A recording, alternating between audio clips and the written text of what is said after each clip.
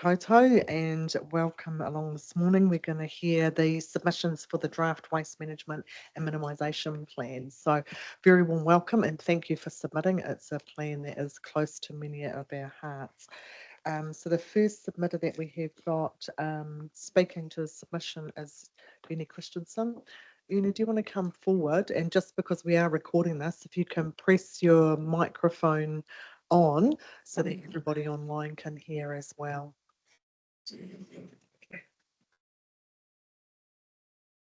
Good morning, everybody. Thank you for letting me speak. I'm very passionate about this waste management, and you've already read my submission. I can't remember everything that I put in there, but I thought I needed to come and face the elected members and show them the potential that we can add value to the district. We've just returned from Napier, Tongoia, from demolishing buildings, and we crushed all the concrete on site so it never left the valley. We turned it into 40 mil metal and put it back on driveways. We also have now invested in a scrap metal shear so we can cut up scrap metal and all this sort of thing. So I brought a sample of the concrete and that came out of a concrete block that was 600 by 400 by 3 meters long. So there's nothing that we can't turn back into roading aggregate or fill for buildings and all that sort of thing. So that's more my direction of. But I'm very concerned about with the waste management, the paper and cardboard, especially the cardboard. When the original contractor was recycling our cardboard, he used to send 28-ton unit loads of cardboard away. Now the truck and trailer's leaving the transfer station with 3 ton on it. You know, the cost of this is just astronomical. I think we need, now council's taken this back over. I think we need to look at your own baling stuff, and so that you're not paying trucking for 3 ton compared to 25 or 30 ton. And also this crusher bucket I've got can also crush glass as well, and it reduces it by 90% to 10%. If we crush 500 litres, we get 50 litres of glass.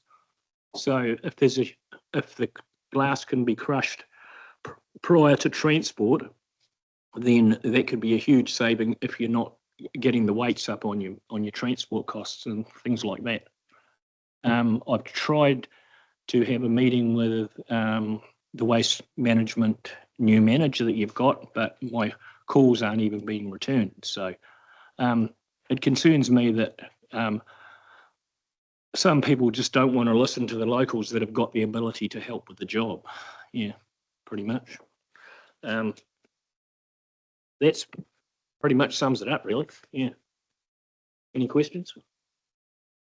Thanks, Uni. Are you happy to leave that sample with us so that we can pass that on? Yeah. We can crush it to 20, 40, 60 and 90 millimetre. But we can put concrete power poles straight through the bucket and we can spit the reinforcing out the back end of it. It can be separated. Yeah, so we can recycle the, I'm in talks with Scanpower at the moment of taking care of all their old broken poles, which they're quite excited about the chance of, you know, it'll be a green tick for everybody then. Yeah. I've just got a couple of questions. Councillor Johns? Have you got a per tonne rate or for crushing concrete and or anything else, glass?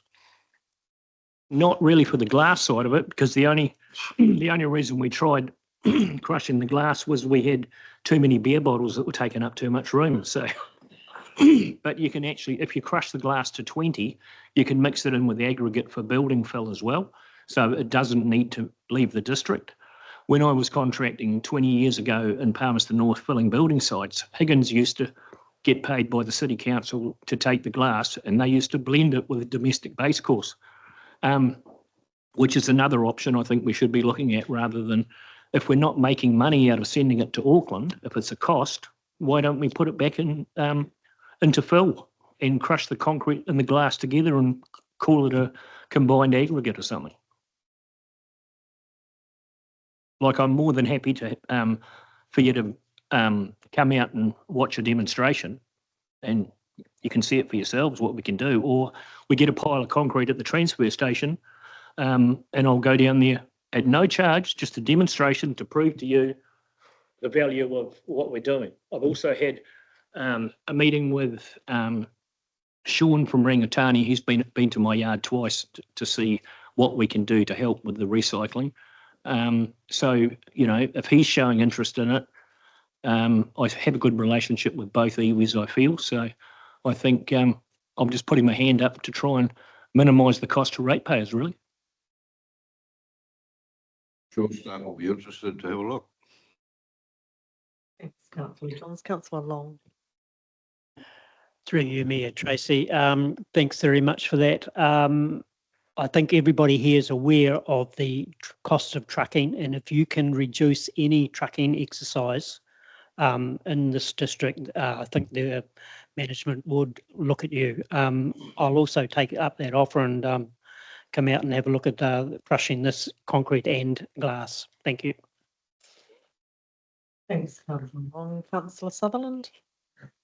Thanks, Mayor Tracy. Yeah, this has been something that's been of interest to me for a long time, really. But just looking at on a national, looking at nationally, NED, is are other councils looking at this? We truck it away to Auckland? We used to. Did we still do? That's what we're doing. We're trucking. So what are they doing with it? Are they crushing it and they're recycling the glass, aren't they? Or is any of this glass doing in other areas what you're suggesting in your submission? Well, it's previously been done by the Palmerston North City Council, because I've used the aggregate in building fills when I was doing site works and when I had the water tabling and shouldering contract for the Palmerston City Council. As you can imagine, they're saying, so why is a Dannevirke contractor winning the water tabling and shouldering contract? And then I picked up so much other work while I was there, and we ordered, I purchased base course from Higgins, and it had glass in it. And I said, what's going on, you know? And that's when they said the City Council was using Higgins to take it, to crush it down, because the cost of transporting it to Auckland, they weren't making any money out of it. So if we can turn rubbish into gold, is how I describe it, you know? I think it's just, if we're doing a big fill somewhere, and the beauty of this crusher bucket that I've invested a lot of money in this scrap metal concrete nibbling demolition processor, because we have so many buildings in Dannevirke that will be coming down that have been earthquake. This is why I've channeled my investment into recycling of concrete and steel, as I can see in the next 10 years, it's going to be a big problem. And if we can turn all of those buildings in High Street when they have to go into an aggregate that can be recycled, we've got the Dannevirke barrel house to demolish. And I said, if we had enough room, we could crush that concrete on the site and it could go back in the fill without trucking it away. So at the moment, we're negotiating to take that concrete to another site in Dannevirke, in conjunction with Rangatani and the Hillcrest School Development, is we'll take the concrete from one site to the other site. It won't go away and be dumped or buried. It'll go into another project, and the cartage costs will be minimised. You know, like that's where we're aiming for. This bucket, if we're working on a farm and the farmer gets us to pull some gravel out of his metal pit, you can go back with a tandem trailer, grab this bucket, weighs 2.5 tonne, and you've got your portable crusher on site. So the same thing can be used for roading. If there's rotten rock at the coast, you know, we don't have to truck gravel all over the district when you've got something that can be there, not on the back of a ute, you know, it's way too heavy for that. But its portability is absolutely everything. Any more questions? That's great, thank you, and thank you for taking the time to come and submit on the plan, but actually share your knowledge. Okay. With the job in Napier, we recycled the concrete. The only thing that left the site was the old corrugated iron that was no good for to be recycled, but because the buildings had been re-roofed recently prior to the cyclone last year, we managed to repurpose a lot of the corrugated iron as well. And because it was a marae situation, they didn't want the history of the building to leave the valley. So it was a hole was dug in an adjacent property and it was burnt, which was exactly what they wanted. And we were $30,000 cheaper than the local contractors because we had no trucking cost. Last question. Tracy. Ernie, what's the decibel count for this crusher of yours? I mean, I was thinking of the barrel house. Oh, it's Neighbours going to get a bit upset with the noise. we were with the job at Tongoya, we had 2 tip trucks there, and we'd broken the concrete down to, if you could put your arms around it, it'll fit in the bucket. We turned it into 40 mil gravel, but as we crushed it, we loaded it into the truck, so it wasn't handled again. It went straight into the truck. The truck took off down the valley and spread it on a driveway.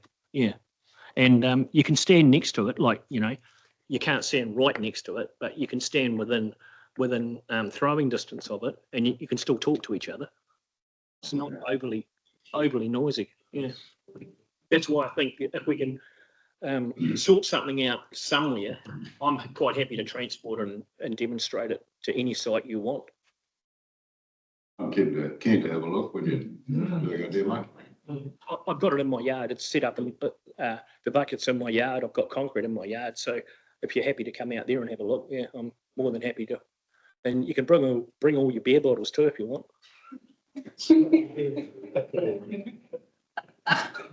Wine bottle. Yeah. Thanks, Ernie. Very much appreciated, and I'll work on that date with you. Thanks. Can I stay and listen to the next one? Absolutely. It's a public meeting. We'll leave that. You can pass that round. Thank you. I'll pass that back to the room. Okay. Right, Christopher, if you'd like to come forward, just the same as Ernie, when you talk, you just push the little button in the front, and that way anybody that wants to watch or re-listen online can hear you as well. Right, So, my reputation will spread far beyond this room, obviously. But else, a very warm welcome. Your worship, Mayor, councillors, ladies and gentlemen, I'm Christopher Cape. Push, rubber. Councillors, your worship, the Mayor, ladies and gentlemen, I'm Christopher Cape. Thanks for letting me speak. I shall try to be brief. If I go on too long, by all means, notify me and I'll stop. I've been involved with or interested in recycling since the 1970s, at least. There's been an awful lot of debate over the years about preserving the planet. We do only live on one spaceship, so we need to take care of what we've got, and good stewardship is intelligent, and use of resources is always imaginative and can be developed over the years. I know that the council, your council, has instigated a number of plans to manage waste. I was concerned to see the developments. You're dealing with plastic and cardboard and paper and glass, but there's a lot more that could be done. And I think that the idea could be extended considerably. You've got my submission, presumably in front of you.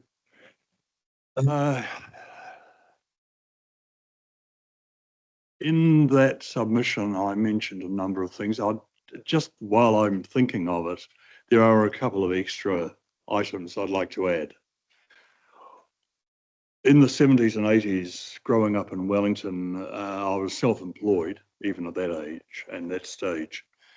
And there was a booklet that was published, I think by the City Council, and it was a register of waste products that were being produced by industries and other places around the region. And one could call these people up and say, can I come and get some of your bubble plastic or your, I don't know, old fence posts or waste cardboard or polystyrene, and they would let you come and take it away free of charge. I think the council could consider a listing either online or in a booklet form. I prefer a booklet form because I don't really like using the internet, though I'm strapped over a barrel and I need to use the internet considerably. But if there was a register available to the members of the public like myself, I'm sure the public would appreciate that. And it would be a channel by which you could get rid of waste, which seems to be cluttering up the environment. It's expensive to dump at the tip. I don't live far from the tip, but I know that it's still expensive to dump a load if need be. Tyres, I was going to talk to you about tyres, but I see over the last couple of days or so, there's been media coverage of a new organisation that's taking tyres and probably chipping them and reconstituting the tyres themselves. And I know that tyres can be used in roading. They can be used in a number of other ways. They're darn expensive to dump. I know when I was staying in Church Bay, when I lived in Church Bay and I had to move up to the North Island, I had a number of tyres that I was using as bases for gardens. I was planting vegetables in them and using them as containers. But they're diabolical to get rid of. Fortunately, I found a rural property in Tai Tap, out of Church Bay, which was doing something with some sort of racetrack, and there were thousands of these tyres scattered around. I don't know whether he'd flogged them from a silage pit or cover system, but there were thousands of them. So in dead of night, I made several trips with carloads of tyres and threw them willy-nilly over the number 8 fencing wire fence and quietly drove away. They haven't caught me yet, so don't tell anybody. And there are lots of other examples of that sort of enterprise. Not that people should dump tyres willy-nilly by any means, but if there was a system whereby tyres could be collected, then I think we'd all benefit. Batteries, I'll see you collecting batteries. As I mentioned to your receptionists, it's really frustrating to have to go up to the tip with 2 Penlight batteries or whatever and hand them over the counter and then drive away again. It would be helpful if there was some sort of depository system where I could come in or go somewhere, the libraries or somewhere else, and actually just drop batteries off so that I don't have to go up to the tip. What was the other thing? The other thing, soft plastic. Dimension of Yeah. there. Molten media. I'll just get, sorry, my mic's come on since I was talking. If you can just That's okay. No. redo yours. Yeah, soft plastic. I was really pleased to see that happen. The warehouse was selling courier bags, and I did buy on several occasions a courier bag to send soft plastic bread bags and such like, soft plastic, crushable plastic, up to the place that makes fence posts and plants, plant pots rather.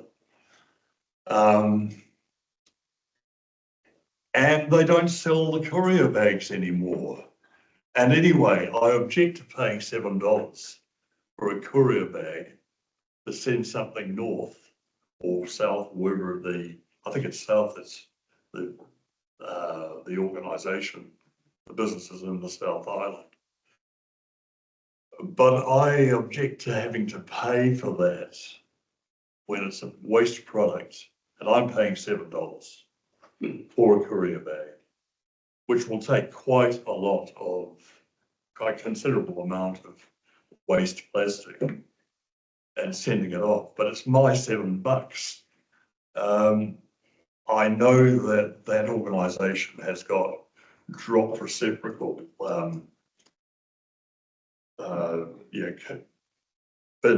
drop bins in Waipakarau, at New World and at Woolworths, I think. And I did ring them several months ago, and they said that organisation told me that they've only got to Waipakarau, they would eventually get to Dannevirke. But I wonder if the council could promote the idea somehow.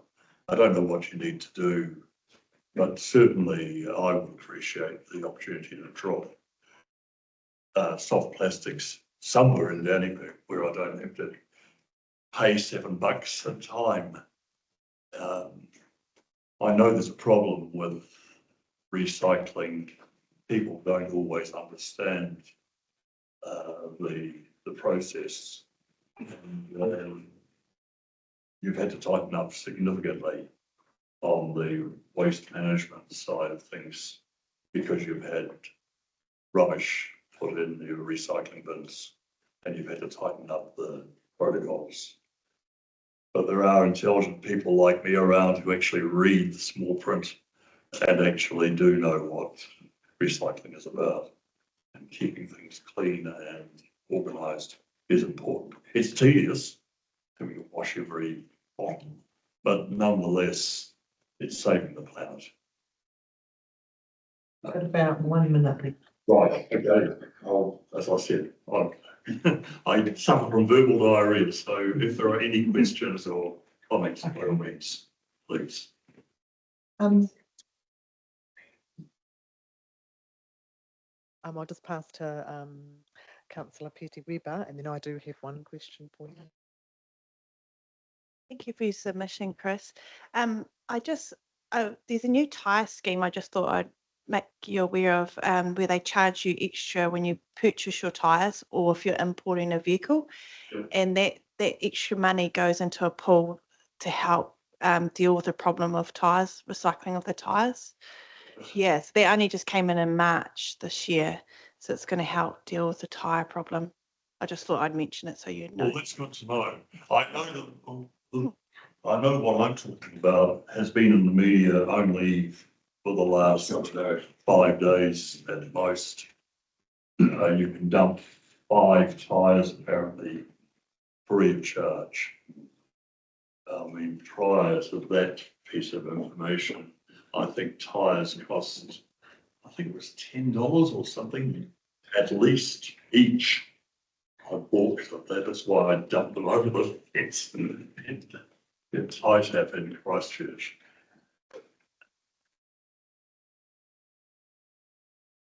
Petty Weber. The one I was going to talk about, I was interested in the Molten Media in Christchurch. And I guess there's a fine line between what council can do and what the community can do. But there's another organisation that I saw through the Trust Power Awards, which I thought was absolutely phenomenal.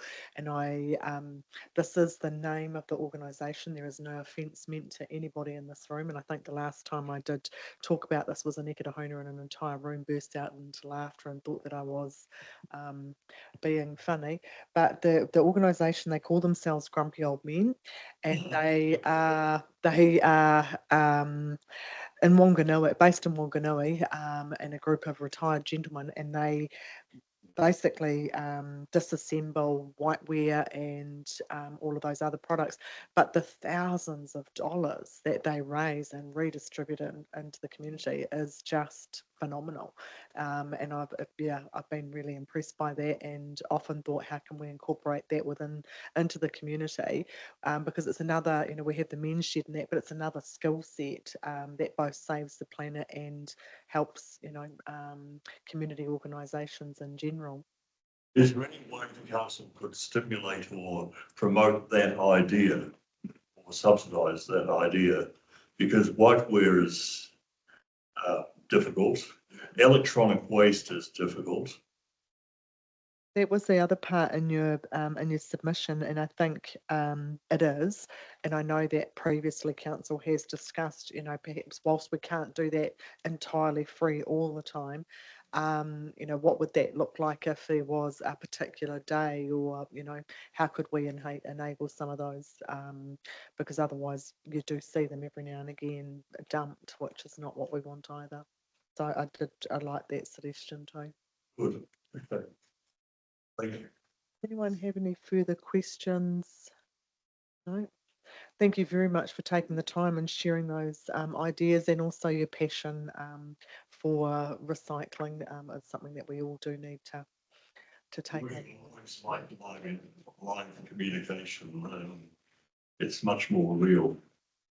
It's a chance to hear my views. No argument from me. It works much better. So thank you very, very much for coming along, and we'll deliberate on that, and then have a paper come back to council. So Thank you very much. you're welcome. Thank you. Okay. Hey, councillors, if I can we've got a recommendation on page 3 that the report from the Manager of Democracy Services dated the 26th of August 2024 concerning the hearing of submissions, draft waste management and minimisation plan be received. Can I have somebody move that? Councillor Long, and seconder, Councillor Franklin. All those in favour, please say aye. Aye. Against.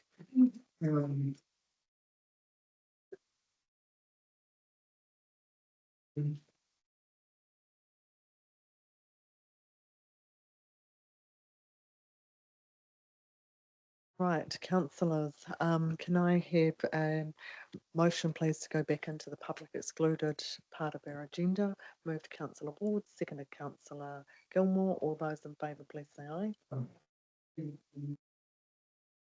The public and staff